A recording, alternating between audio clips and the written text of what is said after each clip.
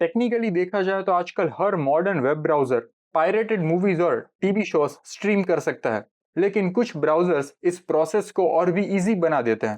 उनमें से एक है सीकी एप्लीकेशन, जो iOS और एंड्रॉयड दोनों पर अवेलेबल है। ये एप्लीकेशन अपने आप को एक एआई पावर्ड ब्राउजर के रूप में मार्केट करता है, जिसमें फास्ट वीडियो स्ट्रीमिंग भी होती है। और यही फीचर लोगों का अटेंशन ग्रैब करता है, क्योंकि इस ब्राउजर पर पायरेटेड कंटेंट मिलना ना सिर्फ आसान है, बल्कि वो प्रॉपरली ऑर्गेनाइज्ड भी होता है, जैसे किसी प्रीमियम ओटीटी प्लेटफॉर्म पर हो। लेकिन सवाल ये उठता है कि ये कन्वीनियंस किस कॉस्ट पर मिल रही है। इंटरनेट ने वीडियो एंटरटेनमेंट को हर किसी के लिए एक्सेसिबल बना दिया है। लीगल स्ट्रीमिंग प्लेटफॉर्म्स जैसे कि Netflix, prime video, Disney plus हर हफ्ते नए शोज और मूवीज लाते रहते हैं। तो ऑप्शंस की कमी नहीं है, लेकिन इतने ऑप्शंस के बीच में एक प्रॉब्लम भी है। हर प्लेटफॉर्म के लिए एक अलग सब्सक्रिप्शन लेना पड़ता है, और जब मंथली कॉस्ट बढ़ने लगती है तो लोग अल्टरनेटिव्स ढूंढने लगते हैं। इसी वजह से पायरेट स्ट्रीमिंग साइट्स और एप्लीकेशंस काफी ग्रो कर रही है। हॉलीवुड और बाकी कॉपीराइट होल्डर्स इस इशू को टैकल करने की कोशिश कर रहे हैं, कभी लार्ज स्केल क्रैकडाउन्स के थ्रू, तो कभी स्मॉल विंस के जरिए। लेकिन नए थ्रेट्स हमेशा नई जगह से निकलकर सामने आ ही जाते हैं। तो पायरेसी ऑप्टिमाइज ब्राउजर सीकी ब्राउजर ने रिसेंट में काफी अटेंशन ग्रैब किया है, स्पेशली सोशल मीडिया पर। लोग ये नोटिस कर रहे हैं कि ये एप्लीकेशन पायरेटेड कंटेंट एक्सेस करने में काफी एफिशिएंट है। सीकी एप्लीकेशन अपने आप को फास्ट और सिक्योर ब्राउजर के रूप में प्रमोट करता है, जिसमें एआई फीचर्स भी दिए गए हैं। लेकिन असली एक्साइटमेंट तब आती है जब यूजर एक क्लिक में मूवीज या सीरीज, एनीम्स टैब ओपन करता है और वहां से डायरेक्टली कंटेंट स्ट्रीम हो जाता है। इन टैब्स पर क्लिक करते ही यूजर्स के सामने ट्रेंडिंग कंटेंट का एक ओवरव्यू खुल जाता है, जिससे तुरंत स्ट्रीम किया जा सकता है।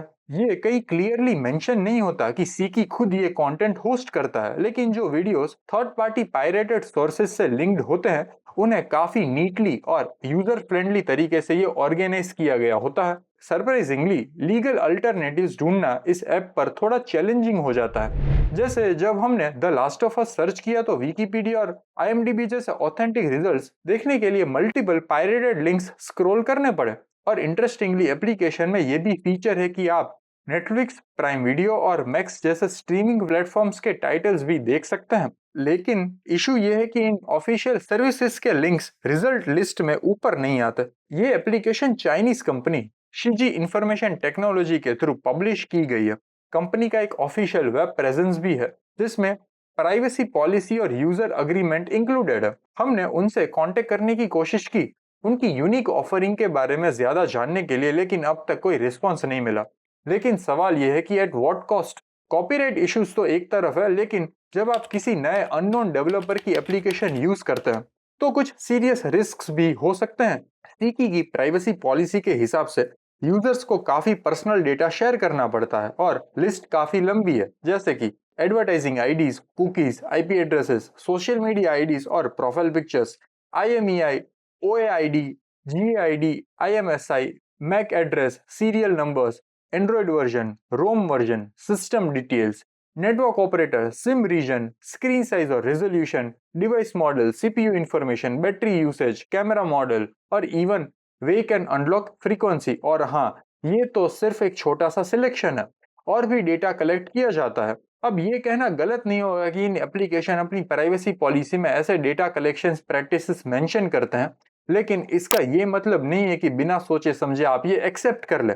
शायद इसी की वजह से ये एप्लीकेशन फ्री है, क्योंकि रियल प्रोडक्ट तो यूजर खुद है, यानी कि आप और आपका रियल डेटा। ऐसे एप्लीकेशंस सोशल मीडिया पर वायरल होते हैं, तब मिलियंस ऑफ डाउनलोड्स मिलते हैं, लोग हाइप में आ जाते हैं। लेकिन उन्हें यह भी समझना चाहिए कि फ्री स्ट्रीमिंग का रियल कॉस्ट उनके पर्सनल डेटा से पे किया जाता है, चाहे उन्हें एड्स दिखाई दे या नहीं। आखिर में एक बात तो साफ है, इस एप्लीकेशन से पैसा तो वही कमा रहा है, ना तो फिल्म मेकर्स, ना कंटेंट क्रिएटर्स, बल्कि कोई अननोन एंटिटी जो कहीं दूर किसी और कॉन्टिनेंट में बैठा है।